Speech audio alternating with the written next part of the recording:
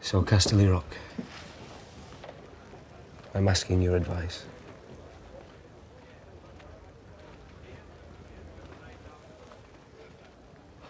We have enough men? If Walder Frey cooperates. If Walder Frey cooperates.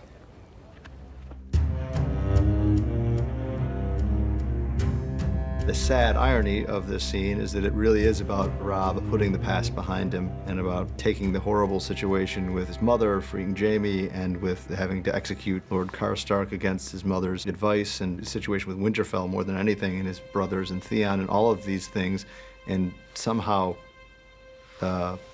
getting beyond them without forgetting them, and moving on to the next chapter, and moving on to the task at hand, which is to defeat the Lannisters, to take Casterly Rock, and to force them to a truce. I think in his mind, they both made political mistakes, even though he's so glad he married Talissa and loves her so much. Certainly, politically, that was a bad move, and certainly in his mind, releasing Jaime was a terrible move, but now it's time to move on because they really only have each other. You know, these are the only two Starks together other than Bran and Rickon, and he needs his mom's counsel at this moment, and he needs his allies more than ever, and he's got no stronger ally than his mother. And I think a part of him is thinking, well, maybe this is a pretty audacious plan, and so if she says this is lunacy, then maybe it is lunacy. But when she tells him, show them how it feels to lose what they love, he feels validated in this decision, and he feels like this is the correct way forward. Don't worry, they're still there. I know they're still there. You check every 5 minutes like you're afraid they're going to move. I'm not afraid. Of course you are. You're almost there. And you're afraid you won't make it. The closer you get, the worse the fear gets. He understands that she's afraid, and he knows why she's afraid, and he's right. I mean, she's gone through such hell right from the moment where she saw her father beheaded up until this moment. And she's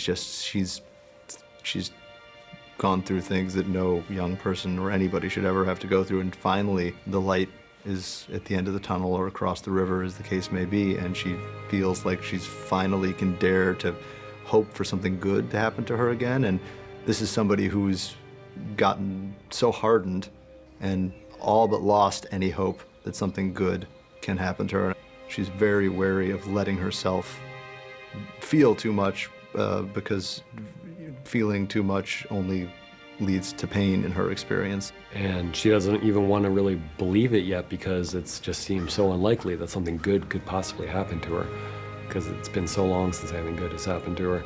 But then he takes her to the outskirts of the Twins, and she sees the Stark banners waving in the distance, and she knows he's telling the truth. I mean, the Stark army is right there. And then she gets even closer. She gets inside the walls of the Twins, and she sees Stark men. You know, and those are her guys.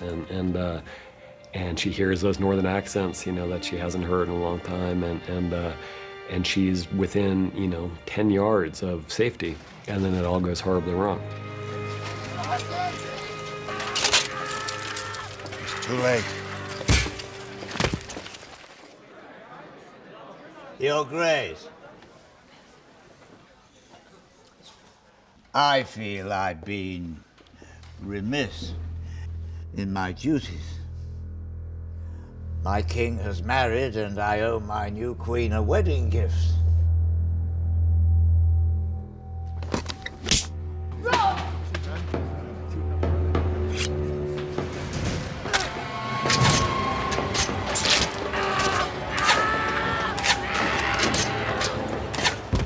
I'd say it's clearly one of the more important events in the entire series.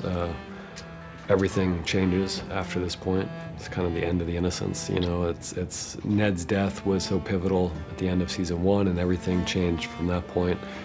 And even though there have been many big moments since then, there's nothing that compares to the Red Wedding. So it's all different after this. This was an event that was not only from the books, but it was one of the primary reasons that we wanted to make this show. We thought that this was getting to the Red Wedding for us was such a major milestone and such a source of trepidation because, yeah, it's a shocking scene and a shocking moment, and it's also completely inevitable in hindsight, which I think is one of the things we loved so much about it from the beginning, and one of the things that makes for so much great drama. I mean, so much great drama and so much great storytelling is completely surprising when it hits you, and then if you go back and you read it again, you go back and you watch it again, you are asking yourself the question, how could I have missed that this thing was coming?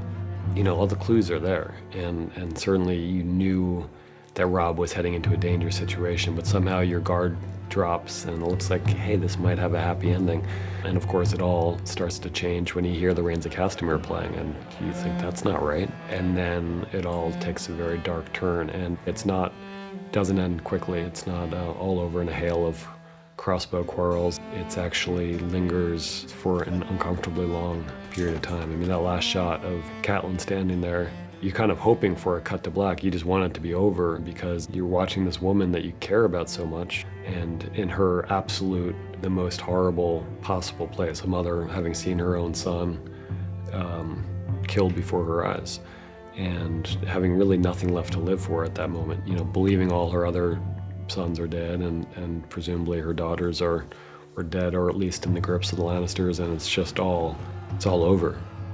At this point, I feel like the world of the show has definitely announced itself as a world where, like in our world, where these horrible things do happen to good people, and the heroes that you want to see come out on top and triumph don't always come out on top and triumph.